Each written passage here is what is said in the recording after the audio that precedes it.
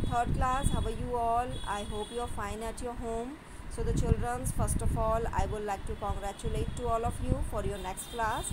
And this is your English text book. This is Hello English Reader, and myself Santosh Nautiyal, and I will teach you English. And this is your first chapter from the English text, The Ungrateful Cat. So ungrateful, it means not thankful.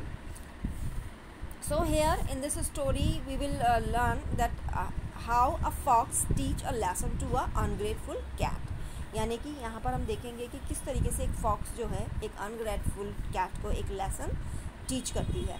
Now here the warm up exercise. Here some pictures and you have to identify these pictures and write their name. So first picture of a fox, second picture is a mouse, third is a cage, and fourth is a lion. So you have to write these names in your book. And now let's start the chapter. So once upon a time, somehow a cat was caught in a cage. She cried for help, but no one came after. No one came. After some time, to hear the mewing of the cat, a mouse came to the cage. The cat asked him to open the cage and set her free. तो यानी एक बार जो है किसी तरीके से एक बिल्ली जो है कैट वो एक केज में फंस गई और वो हेल्प के लिए चिल्लाने लगी, लेकिन कोई भी वहाँ पर नहीं आया. बट आफ्टर सम टाइम, लेकिन कुछ देर बाद जो है वहाँ पर उसकी म्यूइंग सुन के, to hear the mewing of the cat. So what is the sound of a cat? Cat sound is a mew. So to hear the mewing of a cat, यानी कैट की म्यूइंग सुनकर वहाँ पर एक mouse आया cage के पास. And the cat asked, और कैट ने उससे कहा him to open the cage and set her free. तो कैट ने उसको कहा कि तो वो क्या करे, केज को ओपन करके उसको फ्री करे. The mouse said, no, I can't, you will eat me. So mouse replied, no. Mouse ने क्या रिप्लाई किया? no, because I can't. मैं ये नहीं कर सकता क्योंकि अगर मैं ऐसा करूँगा तो मुझे तुम क्या करोगी? खा जाओगी. क्योंकि as you know that cat is the enemy of a mouse. She always eat the mouse. So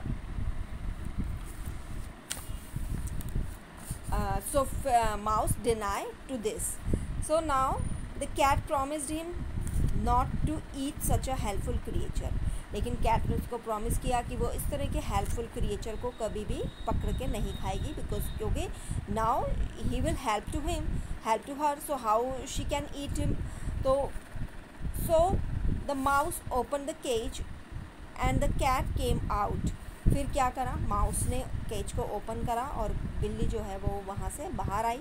but she was an ungrateful cat. लेकिन वो किस तरह की कैट थी? एक अनग्रेटफुल कैट थी, मतलब नॉट थैंकफुल. तो she caught the mouse in her pause. उसने क्या करा? माउस को जो है अपने पॉज में जकड़ लिया, पकड़ लिया. And she wanted to eat it. और वो उसको क्या करना चाहती थी? खाना चाहती थी. द लिटिल माउस बेग्ड हर. तो लिटिल माउस जो है वो उसने काफ़ी उससे बेग्ड किया. Begged it means very strong request. So not to eat him. उसने उसको रिक्वेस्ट करी कि बहुत स्ट्रांगली रिक्वेस्ट करी कि वो उसको ना खाए. But the refused and said. लेकिन उसने उसकी रिक्वेस्ट को रिफ्यूज़ करके कहा कि you were foolish to believe me. तुम जो थे, तुम क्या थे? मूर्ख थे जो कि तुमने मेरे ऊपर विश्वास किया. Suddenly a fox passed from there. तो अचानक से, यानी suddenly it means in a very quick manner. तो अचानक से वहाँ पर एक ही आई, फॉक्स आई. And he asked what is the matter. और उसने पूछा कि what is the matter, what's happening here. So the mouse told him the whole story. Mouse ने उसको पूरी कहानी सुनाई. The fox understood the whole matter. अब जो है फॉक्स को जो है पूरा मैटर जो है समझ में आ गया था कि वहाँ एक्चुअल में क्या हुआ था. The fox was very clever. So clever is mean very wise. So fox को किस तरह के एनिमल माना जाता है? Very clever. तो fox was very clever and he winked at the mouse. तो उसने क्या करा? माउस को विंक्ड किया. Winked is means to close the eyes and suddenly it open it. तो आँखों को एकदम से बंद करके उसे खोलना, it's called विंक्ड. And turn to the cat and said. और वो कैट की तरफ मुड़ी और उसने कैट से कहा, I do not believe at the story of this mouse. मैं इस जो चूहे की कहानी पे बिल्कुल भी विश्वास नहीं करूँगी. Please tell me the truth. अब उसने उससे कैट से पूछा कि तुम मुझे सच बताओ. Then the cat told him the whole story, फिर कैट ने उसको सारी बात बताई. The fox laughed and said, fox ने क्या करा, प्रेटेंड किया, वो लाफ्ड किया, हंसी वो, और उसने कहा this mouse is very tiny, यानी कि ये चूहा तो बहुत ज़्यादा छोटा है. Tiny it means very small. So how he could open the cage, ये किस तरीके से इस केज को खोल सकता है. I want to see how he open it, मैं देखना चाहती हूँ कि ये इसने इसको किस तरीके से खोला. The cat said mouse will run away, फिर कैट ने कहा कि अगर ये पूरी कहानी हम करके दिखाएंगे तो माउस तो क्या हो जाएगा, वो तो दूर भाग जाएगा.